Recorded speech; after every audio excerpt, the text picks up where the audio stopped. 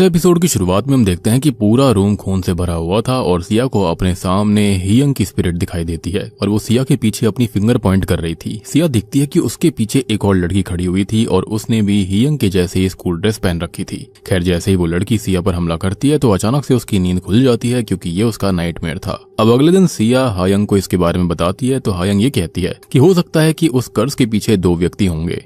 वो उसको ये भी बोलती है कि सिया का शापित दुनिया में जाकर वो फोन लेकर आना बहुत मुश्किल है, तो इसलिए उनको असल दुनिया में वो फोन ढूंढना होगा। और इसमें बांगयुल जो था वो सिया और हाजुन की हेल्प करने वाला था। वो सिया को किसी भी कॉल या फिर टेक्स्ट का आंसर करने से भी मना करता है। फिर हायंग सिया को एक सफेद व्हाइट थ्रेड से बना हुआ ब्रेसलेट देती है और कहती है कि जब तक वो ब्रेसलेट उसके हाथ में है तो कोई भी इविल शक्ति उसका कुछ नहीं बिगाड़ पाएगी। फिर सिया और हाजुन बांगयुल के साथ वहां से निकल जाते हैं, लेकिन तभी हाजुन लौटकर वापस आता है और वो अपनी बहन को थैंक यू बोलता है उनकी हेल्प करने के लिए और फिर वहां से निकलता है।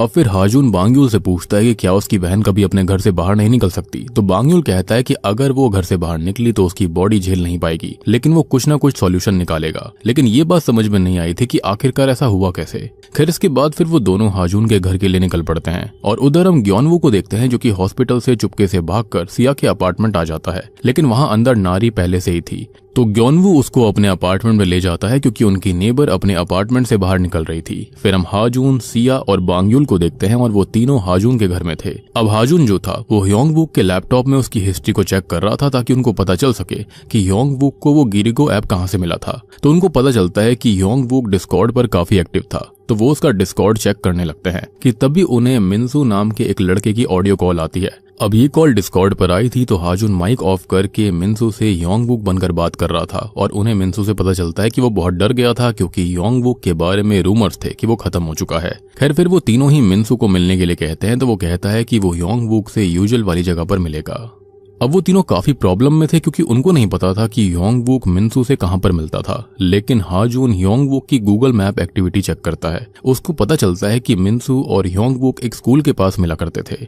अब इसके बाद हम नारी और ग्योनवू को सिया के अपार्टमेंट में देखते हैं क्योंकि ऑब्वियस सी बात है इन दोनों को ही वहां का कोड पता था। अब ग्योनवू वहां पर अपना फोन ढूंढ रहा होता है, लेकिन हम जानते हैं कि उसका फोन तो नारी के पास था।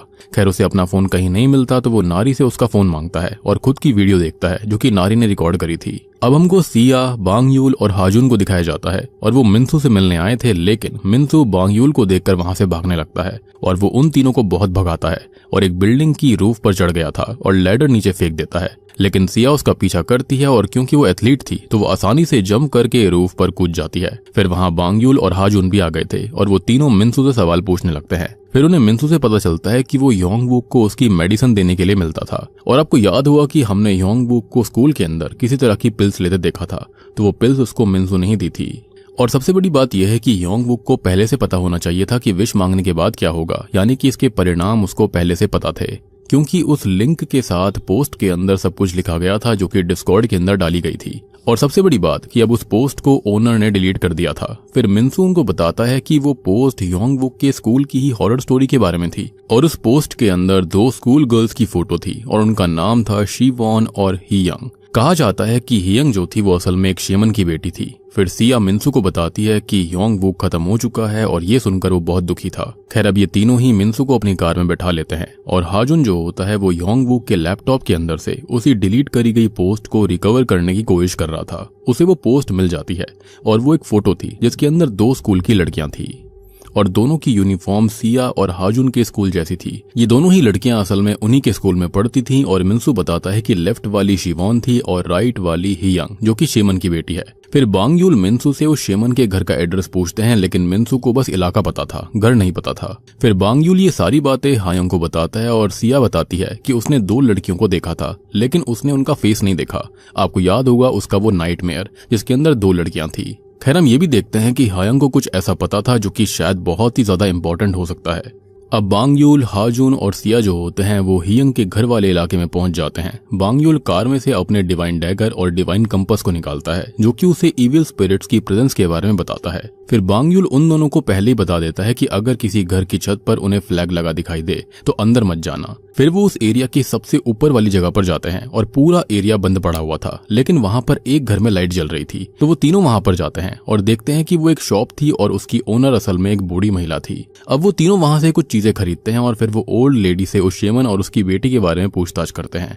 लेकिन उनको पता लगता है कि उस शेमन की बेटी का नाम शिवॉन था, जो कि काफी वियर्ड सी बात होती है। एनीवेज अब हाजून उस ओल्ड लेडी को वो पिक्चर भी दिखाता है और वो ओल्ड लेडी बताती है कि शिवॉन ही उस शेमन की बेटी है, लेकिन उसको देखे हुए 3 साल बीत गए हैं और वो शेमन भी काफी टाइम पहले ही खत्म हो गई थी। फिर बांग यूल उस लेडी से उस शेमन के घर के बारे में पूछता है और वो उन्हें उसके घर का एड्रेस बता देती है। फिर वो तीनों ही उस शेमन के घर जाने लगते हैं और सिया उस नमक के बारे में पूछने लगती है जो उन्होंने खरीदा था। तो बांग यूल बताता है कि वो सॉल्ट उनके लिए बहुत काम का है और वो तीनों उस शेमन के घर पहुंच जाते हैं। वैसे भी हम जानते हैं कि सॉल्ट से प्रोटेक्शन होती है, एटलीस्ट वेंजफुल स्पिरिट से। अब बांग यूल ये बोलने लगता है कि ना वहां पर शेमन मिली और ना ही रिचुअल मास्टर, क्योंकि वहां पर जो कुछ भी चीजें हो रही थी उनका कुछ सेंस नहीं बन रहा था। अब अचानक से बांग यूल को कंपास में मूवमेंट फील होने लगती है घर के पास में। वो सिया और हाजून को पास में ही खड़े करके उनके अराउंड अपने डैगर से एक सर्कल बनाता है और फिर दूसरा सर्कल बनाया गया था सॉल्ट से, और वो उन दोनों को ही उस सर्कल से बाहर निकलने से मना करता है और खुद अब उस शेमन के घर के अंदर जाता है। अंदर बांग यूल को कुछ भी अच्छा नहीं लग रहा था, लेकिन उसका कंपास मूव नहीं कर रहा होता,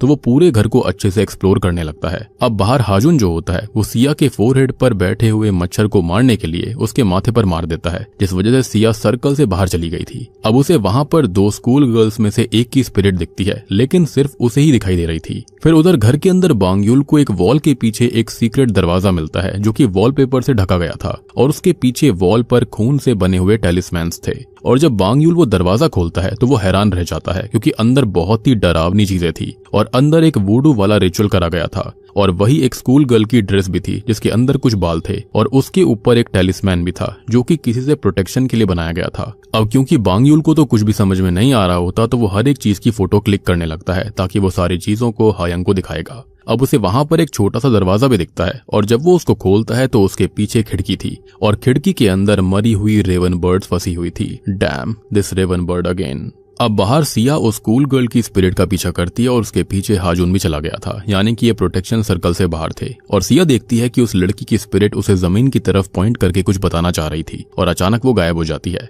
फिर जल्दी से जाकर सिया वहां चेक करती है जहां पर उस स्पिरिट ने पॉइंट किया था। वहां पर एक स्कूल गर्ल की ड्रेस थी, यानी कि अंदर भी और बाहर भी, और उसकी पॉकेट के अंदर एक फोटो थी जिसके अंदर शिवॉन और हियंग थी। फिर सिया और हाजून बांग यूल को आवाज लगाकर बुलाते हैं और वो उसको सारी बात बोलते हैं। खैर वो तीनों ही कार में बैठकर वहां से जाने लगते हैं और बांग यूल वो सारी पिक्चर जो उसने क्लिक करी थी वो उनको अपनी बीवी हायंग को भेज देता है। अब हायंग भी काफी हैरान थी, क्योंकि उन पिक्चर से साफ पता चल रहा था कि शिवॉन की मॉम कोई नॉर्मल शेमन नहीं थी। फिर बांग यूल कहता है कि वो पता लगा सकता है कि वो किस तरह की शेमन थी, लेकिन हायंग कहती है कि उन्हें बस उस मेहंग वाले फोन को ढूंढना है और बाकी चीजों से उनका मतलब नहीं था। फिर हाजून के दिमाग में एक आइडिया आता है कि अगर वो गिरिगो ऐप के सर्वर में किसी तरह से एंटर हो जाएं तो उन्हें वो सारी विशेष की वीडियोस मिल जाएंगी जो लोगों ने गिरिगो पर सेंड करी थी, और उन्हें वो वीडियो भी मिल सकती है जिसकी वजह से वो कर्ज शुरू हुआ था, यानी कि सबसे पहले विश की वीडियो। और अगर उन्हें वो मिल गई तो वो उस वीडियो के जीपीएस कोऑर्डिनेट से पता लगा सकते हैं कि वो वीडियो कहां पर शूट हुई थी, और फिर उन्हें वो मेहंग भी मिल सकता है, यानी कि वो फोन मिल सकता है।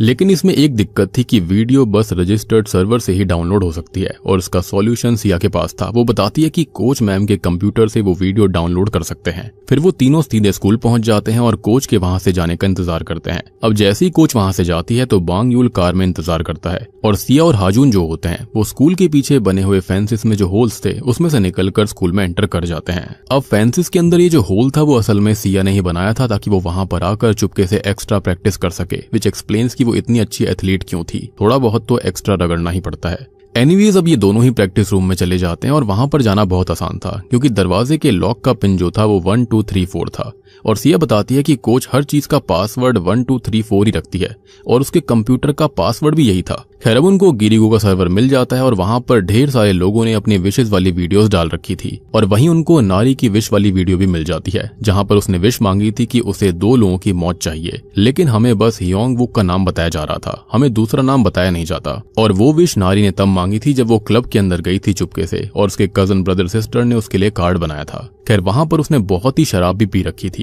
खैर फिर हम ये देखते हैं कि ग्योनवू और नारी भी उसी फेंस में बने हुए होल से स्कूल में आ गए थे, लेकिन सिया का एक ही सवाल था कि अगर नारी ने विश मांगी थी कि ह्योंगवू खत्म हो जाए और उसकी विश पूरी भी हो गई तो आखिरकार नारी खुद जिंदा कैसे थी। और बस इसी के साथ में भी चौथा एपिसोड यहीं पर खत्म हो जाता है। तो दोस्तों ये थी Korean series A wishes could kill series के पहले 4 एपिसोड की कहानी। उम्मीद करता हूं कि अब तक की कहानी आपको इंटरेस्टिंग और अच्छी लग रही होगी। अब बाकी के एपिसोड्स के लिए आपको जल्दी से इस वीडियो के ऊपर 5000 लाइक और 400 कमेंट करने होंगे ताकि अगले 4 एपिसोड फटाफट आ जाएंगे। और यहाँ पर जो मिस्ट्री है वो काफी डेंजरस है, काफी खतरनाक है, आपको देखकर काफी मजा आएगा। तो मैं आप सबको मिलता हूँ इस सीरीज के सेकंड पार्ट के साथ में।